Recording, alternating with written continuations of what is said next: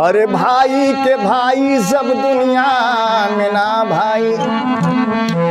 देखिए भैया ये गीत आप लोग के हम भेज रहल बानी, जे भी एक सुनी कम से कम करबर्द प्रार्थना बा आप लोग से कि भाई का होला। एक गीत के माध्यम से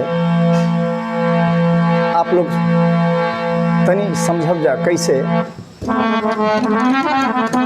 अरे भाई के भाई सब दुनिया में ना भाई, भाई के भाई जब दुनिया में ना भाई, ओकरा के कुछ ना भाई। ये भाई दुख के बदरिया जब भाई पर आई, झोंका बनियो के हटावे ला भाई। लक्ष्मण जी के शक्ति लागल बा, प्रभु देख रहल बानी तो हमार दहिना हाथ कट गई। कैसे विलाप कर रहा बानी। अरे अपने वीरान के गरबा लगा के, अपने वीरान के गरबा लगा के रोवत है भगवान हो, रोवत है भगवान, रोवत है भगवान हो, रोवत है भगवान। के तोहरा बिन चरण दबई है, के भैया भैया गोहरई है।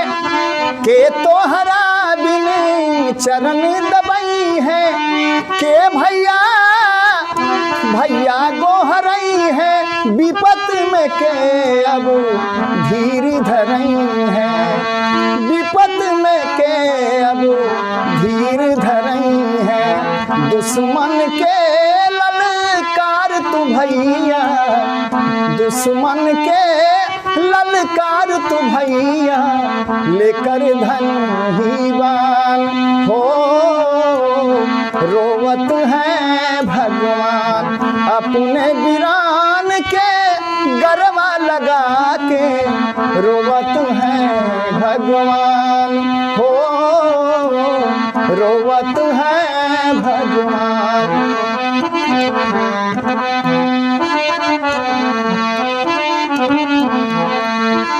उठा लखन अबू आँख तखोला, का तकलीफ बा कुछ त बोला, का तकलीफ बा कुछ त बोला, का तकलीफ बा कुछ त बोला। नारी बदे गो भाई गवमनी, दुनिया कही बेईमान हो, रोवत है भगवान, रोवत है भगवान हो, रोवत है भगवान।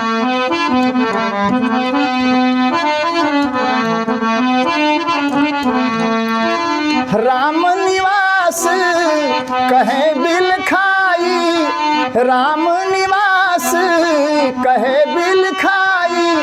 अब तक आए नहीं कभी भाई, सूझे नहीं कौन उपाय, सूझे नहीं कौन उपाय।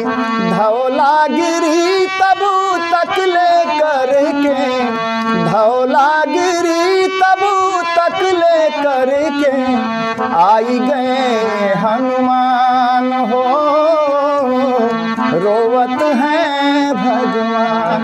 अपने वीरान के गरबा लगा के रोवत है भगवान हो, रोवत है भगवान, रोवत है भगवान, रोवत है भगवान।